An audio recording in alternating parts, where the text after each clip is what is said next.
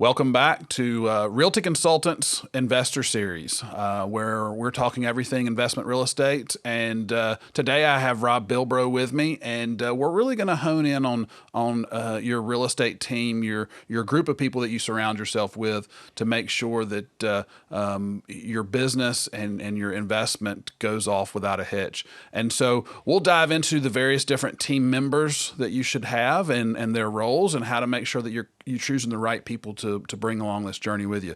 Rob, thanks for joining us.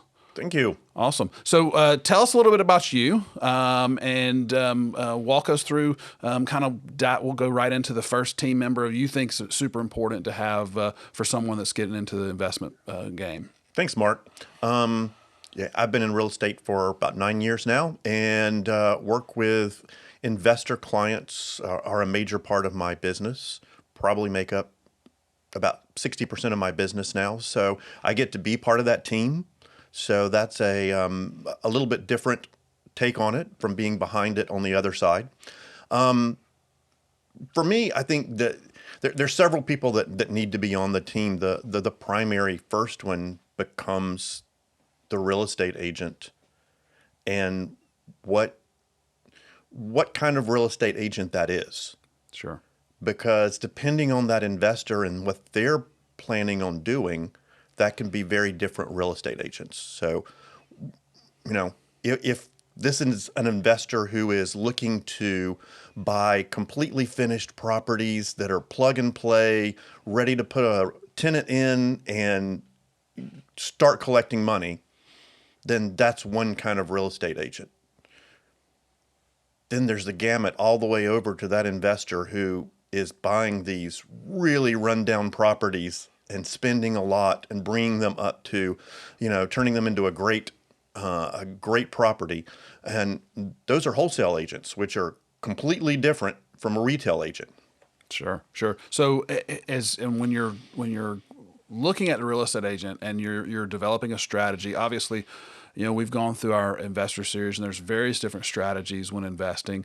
When you're looking at who to partner with as a real estate agent, what are some of the things that you're going to look for? Let's say, for example, you're going to be that middle of the road investor that we're working with that is looking for properties that they're going to buy, they're going to hold on to. They're looking for value, not just on the purchase. They're looking for value on the rent side. So there's probably going to be some rehab work that needs to be done.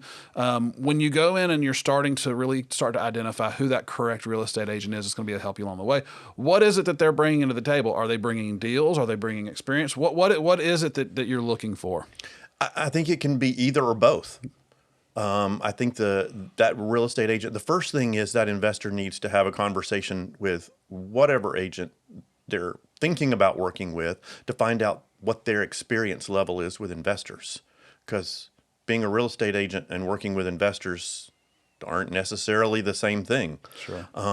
If they only work with buyers and sellers who are living in the houses, then that's a totally different market. So they need to make sure that agent has experience working with investors. I think that agent can be the person who brings them some of the deals. That agent can also be the go-between, working with wholesalers and developing relationships themselves with wholesalers, so that they can find both types of deals for that middle of the road person, because there may be a wholesale deal that is requiring minor fixes that could be good for that middle of the road person, and there's retail properties on the MLS that could be great properties for that person. So it just depends. But the main thing is that agent has to have experience working with investors, because otherwise they're not going to know what a good investment looks like. Sure. And I'll add to that. One of the other things that a good investment real estate agent brings to the table is the ability to know what questions to ask about particular properties, because things that are of huge concern to the retail or the owner occupant properties is completely different than those that are super important to an investor. Right. And so you need to know what questions to ask, how to delve into how to do more research. A lot of times it's in the research, on the retail side, sometimes it's just accepting that what is being delivered to you is enough information to make a decision, whereas on the investment side, sometimes we need a little bit more than what was put into MLS, what was delivered to us from a wholesaler, and having to be able to go through and decipher between all of that information and be able to present it in a way that so the investor can make a good decision quickly, because as we know, in an investment situation, a lot of times speed is important, and being able to move quickly is super important. Yeah, I think speed is important, but speed can't trump finding the right property. Absolutely. So the worst thing that can happen to an investor is finding a property that ends up being a money pit, Yep. and they have a hard time making back that investment that they're putting into it. Yeah, I think looking at the agent's role in this, it's also, like you said, it delves so much deeper with an investor.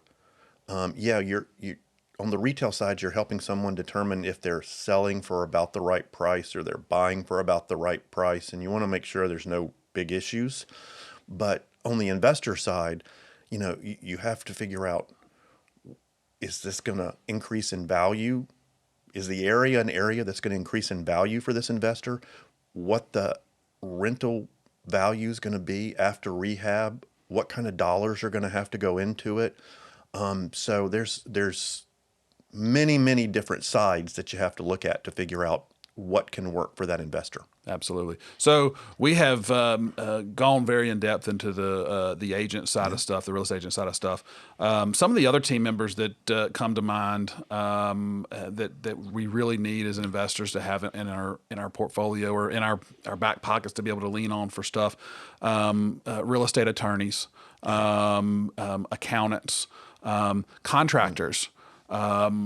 Lenders, yeah. Where am I getting financing from? And that's not just your traditional banks. That can come from various different places. Property management firms. How are we going to handle the day-to-day management of these properties? If it's just one or two, yeah, I can take care of that. But if it's 15, 20, 30, I probably need some help. Yeah, absolutely. And so let's kind of delve into some of those things and the importance of them. And let's, an attorney. So, having that good attorney that knows the investment game and can help you get your businesses set up, super important. Make sure your entities are set up in a tax beneficial way in conjunction with your accountant, but the entities getting set up appropriately. And then obviously the transactions, those are, need to get done and make sure everything's done, that you're going to be protected along the way. Yeah, I think most attorneys can help you make sure everything gets set up correctly, as long as they understand what you're trying to do. Mm-hmm. Trying to do it yourself, especially if you're going to be an investor, it's kind of questionable, because most of us don't really understand the differences between LLCs and Subchapter S and C Corps. And so we need an attorney or an accountant to help us figure out what that needs to look like for us as an investor. Absolutely. And it's important. A good attorney that I found always is there to ask questions. Right. Because they don't know, they don't make any assumptions. And so they ask you questions. And a lot of times what we think we need and what we end up needing are two different things. Because, what I need today might be not what I need, for the long term. And so being able to set it up for what your portfolio, your business is going to look like is as important as anything. Absolutely. And then real estate attorneys, again, like agents, they do very different things. And from an investor standpoint, finding a real estate attorney that works with investors and distressed properties at times is really important, because the title work on some of these is completely different than that house that, is 5 years old in a suburb and only one other person is owned, than this older house that's had 15 owners and is in an estate sale right now, and there are 5 kids all deciding what happens. Totally different work for an attorney. So making sure that attorney works with investors and works with all kinds of properties. Yeah. No doubt, no doubt.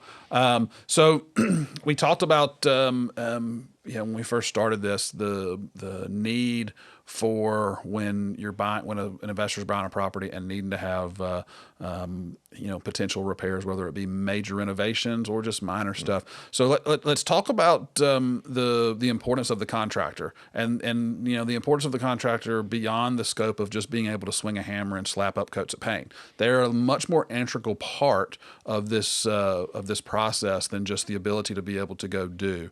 So let's kind of walk me through the how important, because you're an investor, I'm an investor. Yeah. So walk me through your contractors and how where they start in this process, where you bring them in. How does that look?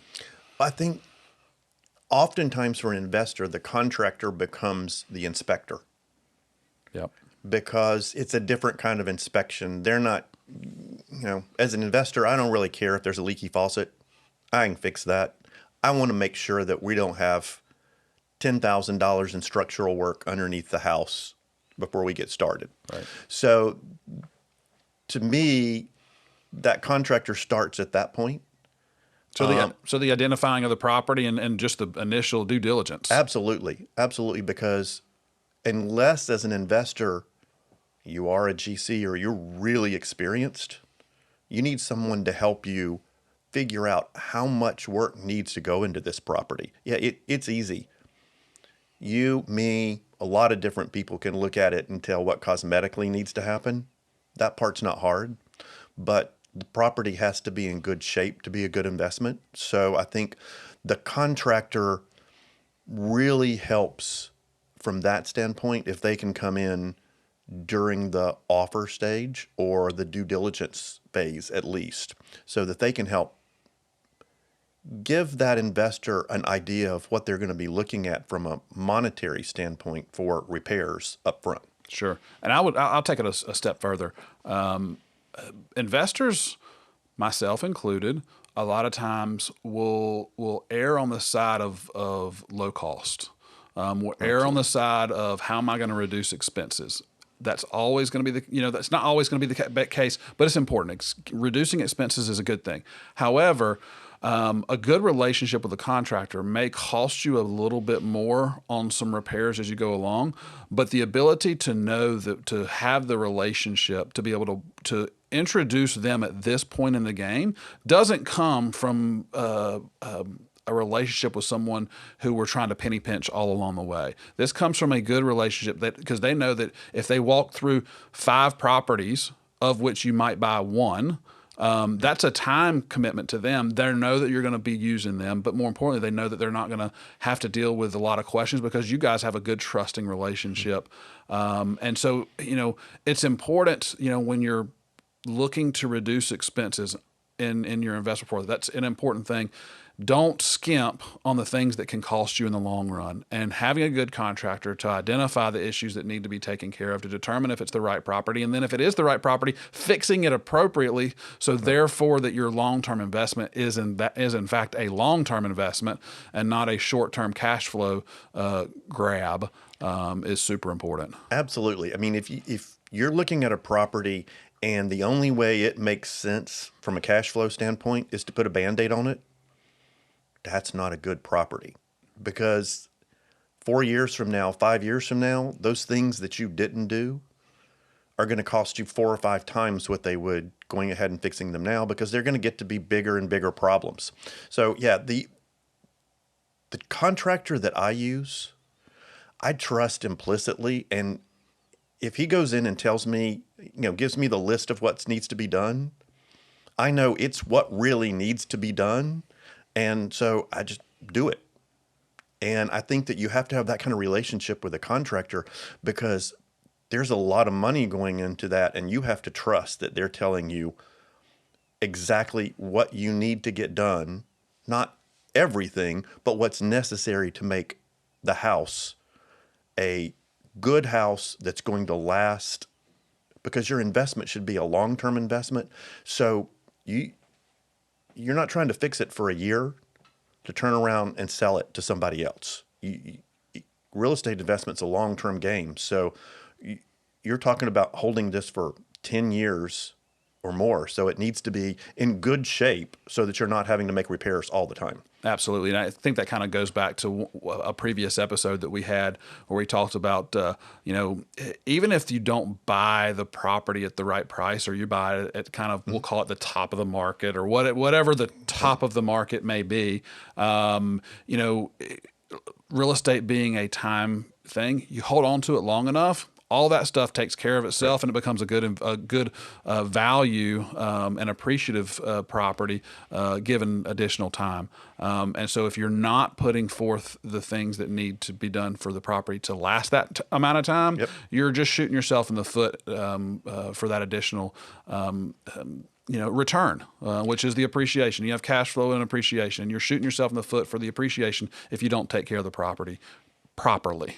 Correct. Actually, just like anything else, the property is going to be worth more in 10 years, but 7 or 8 years from now, those repairs, even if they're the exact same repairs, they're going to cost you more. That's right. So why not do it when they're lower cost and before they cause other problems? Absolutely. So we've nailed down a couple of the team members. So the one that we have not hit on, which to me is very integral, which is that partner who's going to help with your day-to-day stuff, and not just your day-to-day stuff, but even more than that. But that's your property management company. Mm-hmm. That's your ears to the ground, your boots on, your boots out there in the field.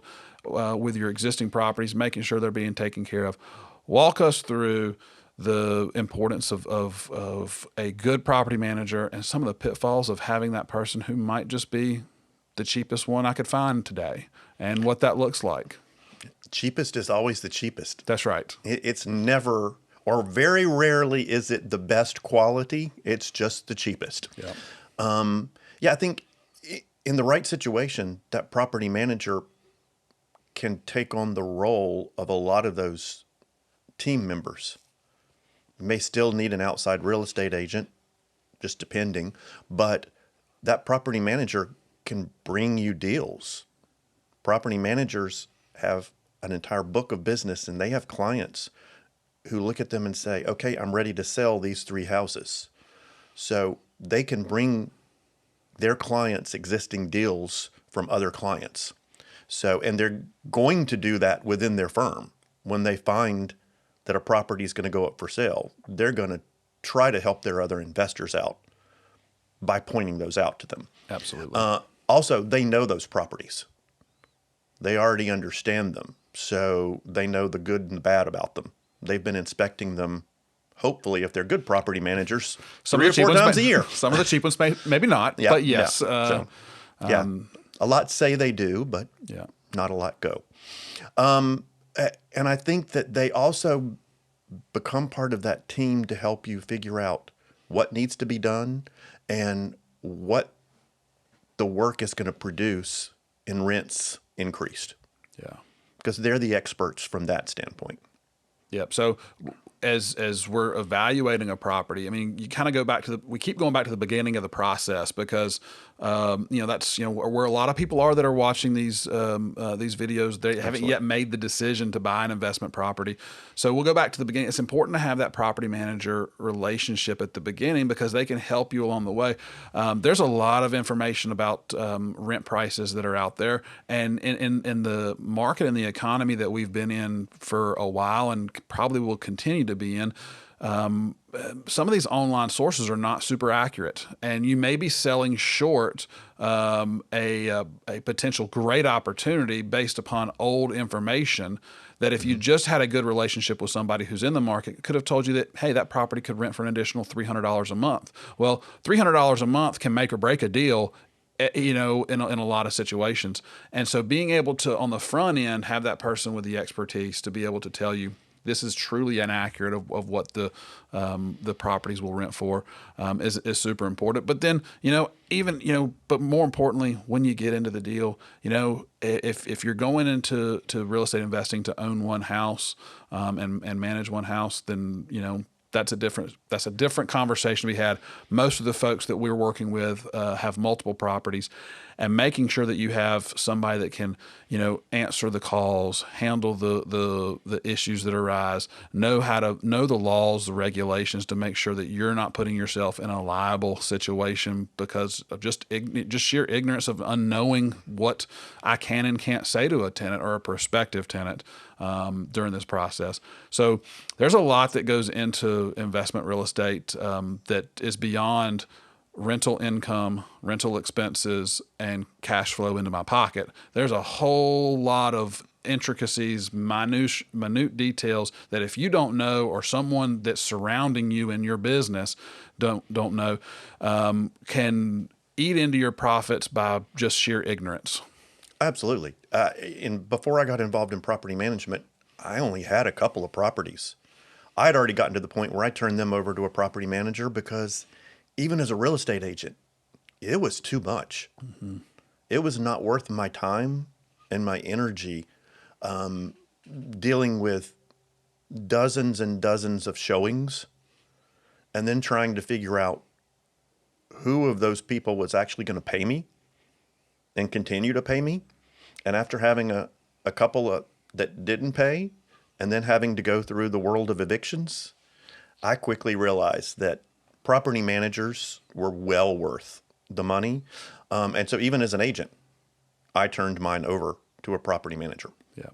So when we make decisions to rent to somebody or not rent to somebody, there's a lot of subjectivity that come into Absolutely. play, and subjectivity is kind of is an evil thing in our world because it can lead to bad decisions that you don't know that you're making bad decisions because you had good intentions on the front end to protect you and your property.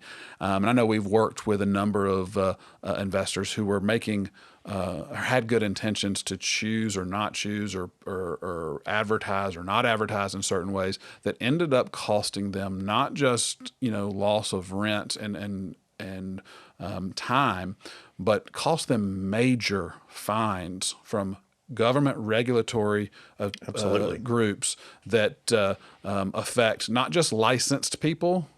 You can't plead ignorance when you're talking about fair housing. If you're renting property, you're not immune to these important regulations that protect consumers. And that's where having somebody who's in it every single day, who is training, taking classes, making sure that they're up to date with all the regulations to protect you. And that's what it's all about: protecting you, your investment, which is going to help maximize your return on investment. Absolutely. Even in property management, we have to constantly be updating our training because the laws change. Case law changes. It changes all the time. So you can't read it once and think the information's still going to be good 5 years later. So yeah, you've got to have a partner from that standpoint who's staying up on the laws and the accounting side. Yeah. It's also really easy to get messed up as an investor when you're not keeping up with stuff. I've known investors who just kind of went by the seat of their pants, and they ended up being, suddenly they realized that it was constant that their tenant was paying late and they never noticed it, or they missed a month, or things were getting broken in the house and they're not realizing it till later because they weren't doing the inspections. So yeah, it's really easy for an investor who has 1 or 2, 3 properties to miss those things because they also have full-time jobs. Absolutely. This is not a full-time job for most of the investors out there. So trying to do it all, I understand everybody wants to save a little money and it sounds great, but it can end up costing a lot in the long run. Penny wise and pound foolish in this industry is a tried and true statement, and it will come and bite you in the butt just about every time. So, Rob, thank you for coming. Thank you for joining me on this. It's super important. We could delve into each one of these team members for an hour about how important they are to your business. We just scratched the surface, but thank you for coming in. And guys, if you have any questions about real estate, about investing in properties, feel free to reach out to us. You can direct message us on any of our social platforms. times. Drop a comment. Let us know what you think. But thank you again, Rob, for coming in. Thanks, Mark.